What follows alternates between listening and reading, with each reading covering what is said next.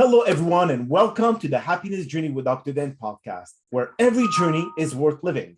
My name is Dr. Dan, and I'm your host for today's episode. I am a cognitive behavior psychotherapist specializing in anger management issues, both court-appointed and private, marriage counseling using the Ep4 method, dissociative disorders, narcissistic personality disorders, depression, anxiety, dream analysis, and also provide life, business, and retirement coaching support. I provide individual one-on-one session and also do group settings. If you need any assistance, reach out to DMV therapy and coaching services at 301-325-1550. And our website can be found at lifecoachddanamzallag.com. Today, I'm very excited to have for our fourth episode of season 7, a very special guest and Carnal Revivalist, Naailah Auladin. And just like every of my past episode, I will leave it out to the guests to properly introduce themselves, as no one can do a better job. Naailah, the floor is yours. Hi, Dan. Thank you so much, Dr. Dan, for having me on your podcast. And it's making me smile so much listening to everything that you do for everyone. So that's awesome. Thank you so much. Yes. Thank you. I am a carnal revivalist. And what that is that I specialize in human sexuality and its relationship to a holistic life balance. I spent the last few years really studying that topic. And I realized that especially after COVID, there was a lot of emphasis from a lot of industries, people, doctors, to really focus on the mental, physical health, especially after what was going on with COVID. And I really looked at various modalities of how I can bring more value to everybody in that field. And sexual health was the one that seems to be lacking a little bit more than the rest of them currently. And what I realized was that there was a lot of neglect in that domain. We do understand the importance of our sleep. We do understand the importance of having a balanced diet or exercise routine. However, we rarely talk about the importance of sexuality as it's playing a role with everything else in our system, I call it the human pie chart. Okay. So I decided to be that one advocate. Yes, there's a lot of taboos, and there's a lot of over-sexualization, and my role really is to bridge the gap between the over-sexualization and the taboos, and to really be there for people, to be an outlet for them to reach out and discuss anything that is sexually related to them, whether it's on the energy level, the psychology, emotional level, or the physical level, and teaching them how, whatever is going on in that realm of their sexuality, how it's actually influencing and affecting the other areas of their life, whether it's their work, their productivity, their creativity, their ability to have boundaries. And we reverse engineer it and work. We have a lot of fun. So I work with one-on-one people and groups on that level as well. Yeah. So that's basically what I do in a nutshell. Well, so I know that before the podcast, you and I spoke that talking about sex, especially in your religion and culture, it's a bit more less uncomfortable, because I think you're Muslim, in which I think it has a different mentality or approach towards sex. So can you explain to our listeners what you being raised Muslim and so on and so forth, how did that affect you from allowing yourself to speak about that topic? Absolutely. And that's why I do what I do. It was something extremely uncomfortable for me to be truthful to myself, that that's something that I needed to do for me, and to be able to look at the people in my life and say that this is my path now, this is what I'm going to be teaching. And I had to be authentic about that. So that was a huge hurdle that I had to cross at some point in my career when I decided to do this. And growing up, as a child, and then as a young adult, as an adult in that kind of environment, it's a very much of a taboo. We never discuss sex with anybody except for your sexual partner, who is your one and only husband, and that's it. And for the rest of your life, that's basically the kind of understanding that we are raised with. And of course, there's various variation of that. However, that's how we were raised. We never talk about sex, not even with a girlfriend, not even with anybody. It's a complete no-going zone topic. Mm-hmm. And I was in a relationship. I was married for a really long time, over 17 years. And when I got out of that relationship, I wanted to learn more about my sexuality. But thinking about it, and I was 36, I didn't have a background in dating or going out, and any of these things were very, very foreign to me. And I also understood the importance of sexuality. I also didn't want to be having one night stands or having sex with random people. So I kind of delved into the understanding of sex. And as I started understanding it for myself, I discovered that a lot of more women could use this information. And then I discovered that a lot of more men could use this information. So it kind of went from me to the whole world. And yes, it was very difficult at the beginning for me to even acknowledge that it was a path that I wanted to go down. Mm-hmm. I call it a drip marketing campaign on my culture and my family. So you don't really want to go and just be like, hey guys, as of now on, I'm going to be a sex educator. I'm a Carnal Revivalist and I'm talking about sex. It's more, you bring the conversation drop by drop and you get the people or the culture to understand it slowly. And then as one step gets processed, then you bring in the next conversation on the topic. So it's been a journey. That's all I can say. It's a journey. It's a beautiful one. It has its challenges. Yeah. I could imagine. Now, did you have any resistance from the people around you or from your family or anyone that you knew to get into that career? Absolutely. It was, I had a boyfriend at the time. He was very uncomfortable about it. I had friends in my circle that were uncomfortable about it. I had my family that were uncomfortable about it as well. I was uncomfortable about it myself too, to be honest.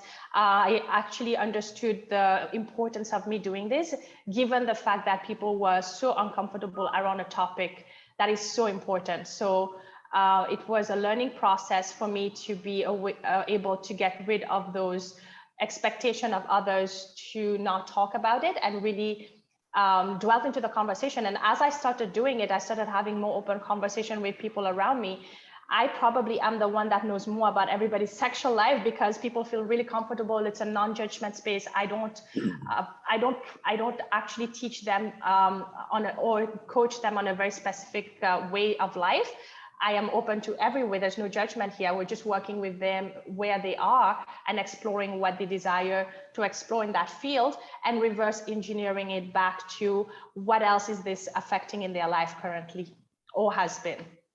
Now, do you primarily work with couples that are already in a marriage or relationship, or even singles that are not understanding their own sexuality, or that they have, because like some of them suffer from body dysmorphia, some others have like more of a, because of childhood trauma, being raped, whatever it is, so they look at sex as being something very dirty, very like not something that they're proud of. So how do you change that mentality? How do you change that state of mind? I work with everybody. I work with men and females. I work with couples and singles. I actually prefer working individually with one-on-one because what I'm actually teaching is for them to reconnect with the true aspect of their sexual nature.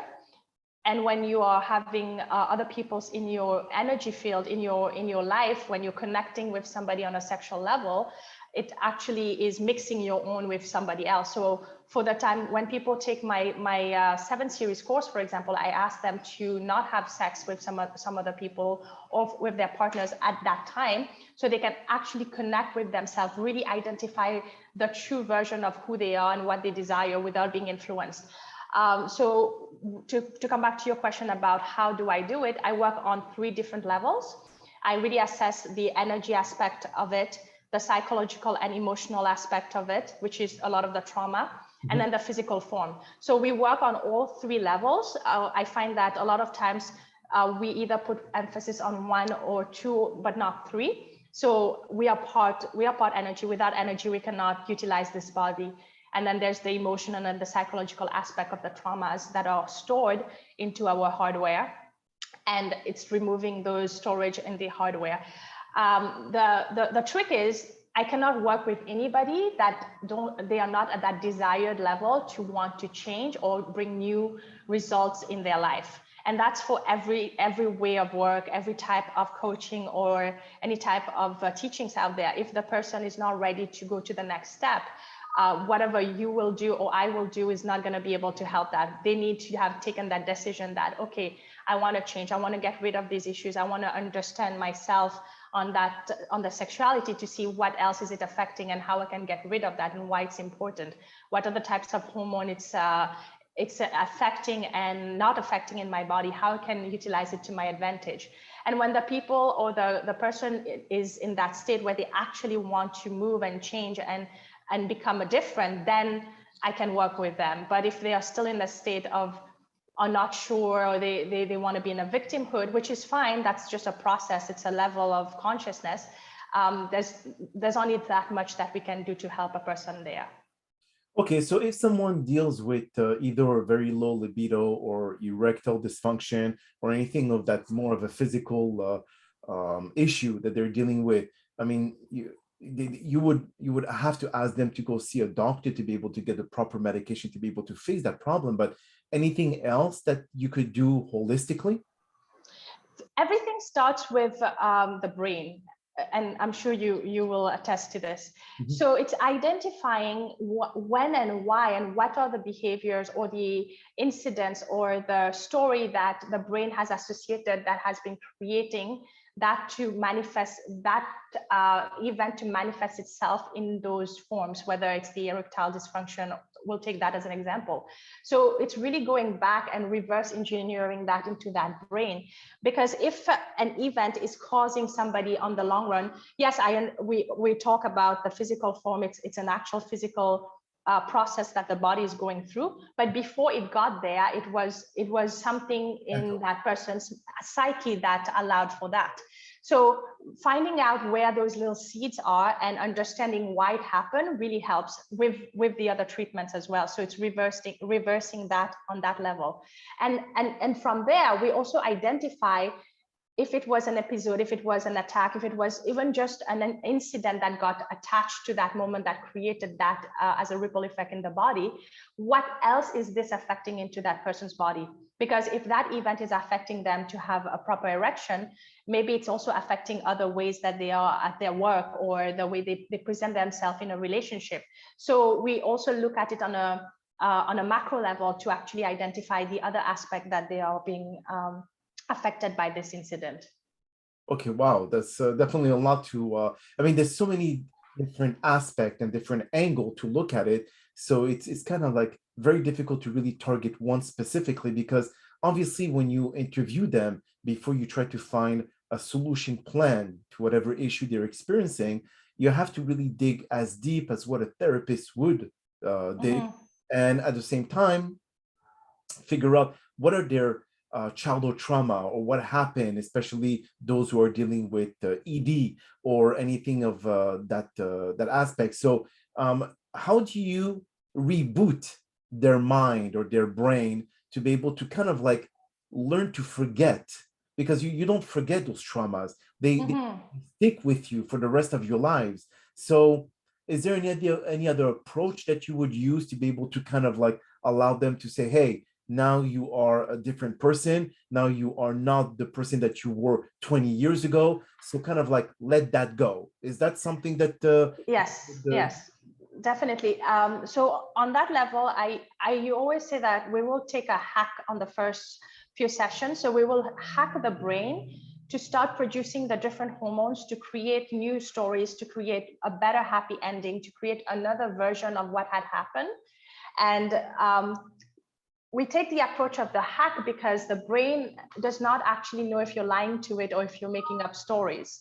Okay. So when the person is going into, and when we are doing the interviews and we are identifying what had happened, or they want to change something about themselves, I teach them to, instead of thinking of the worst scenarios or what had happened, what would have been the best version, or what they would like to have had happen instead.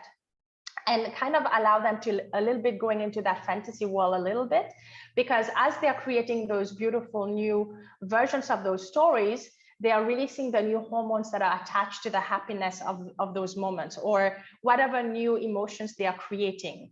And it's a hack, and it's a chemical hack. However, if we're able to do this any single time that they are getting into that stuck space, we use that hack and they're able to get out of it, that's a first step. And then from then on, we work at identifying the traumas and the triggers, and we dismantle them from that angle. But at least they have that quick hack that allows them to get out of those and trigger new response, trigger new hormones to start, having a better, a happier version of what had happened. So I use a lot of little hacks like that. Oh, I see, I see. Now, how long is your program, Naailah? So there's various versions of it. I am of the belief that what I'm actually doing for all of these people is building a toolbox for them. And everything that I'm teaching them is within themselves. So this is not something completely brand new. I'm just teaching them how to rearrange those tools from within themselves. And then they can identify when and how they want to use it. So I have a 7-week program. It's 7 sessions. I prefer doing it in 7 weeks because the momentum is perfect. And then it goes from identifying the issues, connecting with that self, getting into all of those different layers. And I'm teaching them basically in those 7 sessions how to utilize those tools. And then we take a break from there and I allow them to go and utilize that in the world, because I do truly believe that a lot of this is going to come from experience. They're not going to get a miracle change right away. But as they keep using the tools and then they can come back to me after, we can discuss it, it will make a huge impact on their life. And I've had multiple people attest to that. I also do workshops. I also do group sessions here physically in Playa del Carmen, where I am currently. However, my most popular one is my 7 series one-on-one course. Yes. Well, it's interesting because in the beginning of the podcast, you said that during the seminar or during the seminar, you tell people not to have sex, which is somewhat counterproductive because you're trying to educate about sex. So that's exactly the idea. I mean, do you want them to focus primarily on emotional attachment versus physical? I want them to be able to identify who they are as a sexual being, who is the sexual expression of themselves first. I truly believe that for any type of discipline, you need to be able to reconcile with yourself first, learn about your own personal issues and strength and everything that is you in regards to that field. So sexuality is what we are talking right now. And once you've been able to connect truly with your own sexuality and you've identified your issues, your traumas, everything that is being influenced into your sexual world, and then you can go and share that energy with other people. It does 2 things when you're having sex with somebody else when you're doing the course. First, you have the entanglement of those people's energy, emotions around you, so you cannot really demark yourself. Is it you? Is it them? So it really allows you to focus on you. And then it really helps the person that I'm working with connect to their own traumas and really fix them before they go out and share that with somebody else. And it works really, really well. And I heard, I'm not sure if it was actually on the medical journal. It is said that every woman that actually have intercourse, they absorb a part of the DNA of that man. So if, let's say, she sleeps around with a lot of guys, she will absorb the DNA of a lot of people. So it's not just the physical connection, but it has a lot more to do with it. And then when she actually gets pregnant, the baby is actually a mix of a lot of different DNAs in it. So is that something that is true, or it was just a theory from the medical community? I actually heard about that quite a bit. And you can experience it. You see people, I've interviewed a lot of people. A lot of my data comes from talking to a lot of various people from all over. I've actually lived in 9 different cities in 9 months. I've traveled a lot collecting data, and men and women will tell you the same. Oh, there was a phase in my life when I slept around a lot and I would have orgasms, I would come, but it was very unfulfilling. I felt like shit after I felt this, I felt that. And that's because we are mixing our energy, our aura, our emotions with somebody else, our physical form. So we are 3 parts. We are the energy, the emotionals and psychology, and the physical. So we tend to always focus on, oh yeah, wear a condom because that's the physical part. You don't want to get STDs, STIs. However, what about the other 2 parts?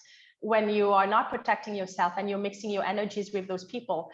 Yes, so yes, it is a thing. And I educate about that. It's not about sleeping around. It's about choosing your partners properly, and being able to have a proper communication. Communication is one of the main things that I teach, sexual communication, why it's important, and why it's okay to sit across a potential partner and discuss those things before having sex with them, and how it makes it even better. So those are very important topics.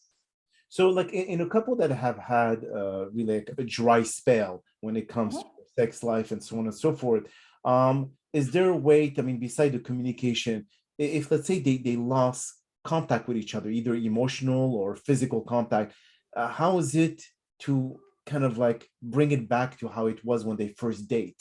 Is there like a complete turn off switch that you could say, hey, you can go back and remember the times where you were dating, you were attracted to each other and so on and so forth? Is that kind of like bringing them back to the, to the beginning? Actually, if anybody from any points of their relationship of feeling that way, as I said, everything is related, everything is connected. So there must be a deeper issue that is sparking that.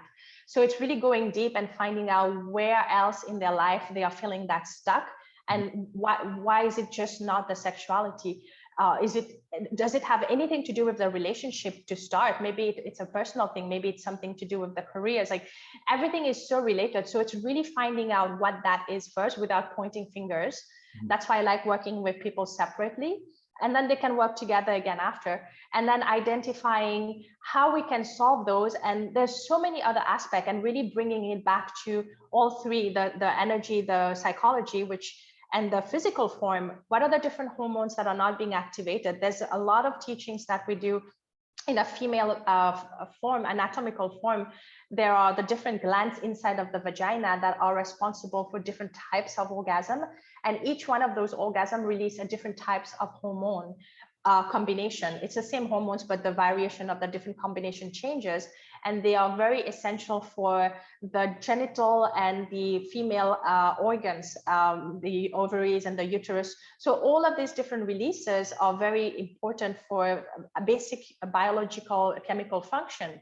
So just thinking, oh, we lost the touch, we're in a relationship, it has been a long time, we don't have that spark anymore, is not the answer. It's really finding out what is causing that. Is it something sexual? How do we fix that? And then, of course, there's other things that comes in, and communication is definitely a big one of that. Being able to be clear and fear-free and shame-free and guilt-free about sexual communication is really something that I'm working hard on teaching people. Well, working smart on teaching people. Yeah. Now, how do you adapt, especially if you interview people from all around the world? Now, obviously, there's a lot of different culture, a lot of different religion that looks at sex differently. Now, some culture, like especially the Western one, for them, it's like free and having fun and just like really going through their physical urges, sexual urges. I mean, Amsterdam is the same, obviously. But is there any other area around the world that is more reluctant to speak about that? And if you present yourself as a carnal revivalist, first of all, they're going to say, what is that? And so when you start mentioning the word sex, I say, oh, no, it's taboo. I don't want to even address it, even though they know they have a problem. So is there something that you say to yourself, well, it's not a culture it's worth moving on with, because I know I'm going to face a lot of resistance? That's a culture that needs me more, I would say. But actually, both sides need me, because on one side, you're very, very truth in that statement. It's more on the over-sexualization, and the other side is the taboo. And every time there's an extreme, it does not amount to what balance can bring. So the true power is to be able to have a balanced sexuality. If you are too much on the taboo side, it has its disadvantages. And if you are too much on the over-sexualization side, it has its disadvantages. So I'm really there to educate both sides and bring it back to the center point of what it means to have a balanced sexuality. What does that do for you on an emotional level, on a boundary setting level, on your work, everything. So yeah, so I've been doing that a lot, and there's been great things that are coming from the work that I'm doing on either side, because I'm giving them an option to have that conversation in the first place. Yes. I see. Now, if any of the listeners are really interested in knowing how to be able to seek your services, because obviously, like I said, this is like a very interesting subject. And actually, I have another podcast. It's called Love and Dating Gurus. So Mhm. I'm definitely going to have you to come back as well, Naila. So, but for Sure. people to come and find you, where can they seek your services? If you have a website that can actually give them more information about what service you offer. Yes, I have a website and I'll share it with you. It's my first name and my last name.com. So nailahauladin.com. Mhm. And I also have my Instagram and my LinkedIn where we are connected, you and I. Yes. So definitely reach out, send me a message, send me an email. I'm always willing to talk to anyone. Currently have 30 minutes free complimentary sessions to just assess if we are a good fit, because I only work with people that desire to work with me as well. So we need to have a good fit and take it from there. That is amazing, Nailas. And your time today is definitely very valuable because this is a very sensitive subject, as you and I know. A lot of people Mhm. don't, they feel that turning their head on the other direction is a better solution. And not addressing it always end up having couples to be able to either break the relationship, divorce, and move on to the next one. And Mhm. also, we see that people do not want to address this problem with their significant other. So what they do is go and have an affair, and that Mhm. is, again, causes another set of problems that is going down like in a rabbit hole, which there's no exit or there's no end to it. So again, I really, really do appreciate the time that you've been sharing your extensive knowledge in sexuality. But that is all the time that we have for today's podcast, unfortunately. But I really do appreciate you taking the time out of your very busy schedule, Naila, to join us. And thank you again for participating and inspiring our many listeners with your incredible story. Now, we hope that you have all enjoyed today's episode. And I'm also very excited about the many upcoming guests that we have scheduled for season 7 of the Happiness Journey podcast, filled with inspirational stories, just like the one that you listened to. And here are some concluding words of wisdom. Winston Churchill once said, "Success is not final, failure is not fatal. It is the courage to continue that counts." Many get discouraged when they're not achieving their goals, as they see their fate as being their final destination. The path to success is not a straight line, and the ups and downs is what makes your journey way more fulfilling. Just compare the success line like the AKG. It has up and down, but when it flatlines, it is imminent death. So when you look at the many challenges that you will face, the many failures that you will experience, and the many successes that will follow, know that it will all we call life. I'm sure that this is what you're thriving for, a fulfilling and purposeful life. So go out there, experience the ups and downs, and be grateful for all the blessings. My name is Dr. Dan Amzallag, and you may all keep pursuing your amazing journey in life.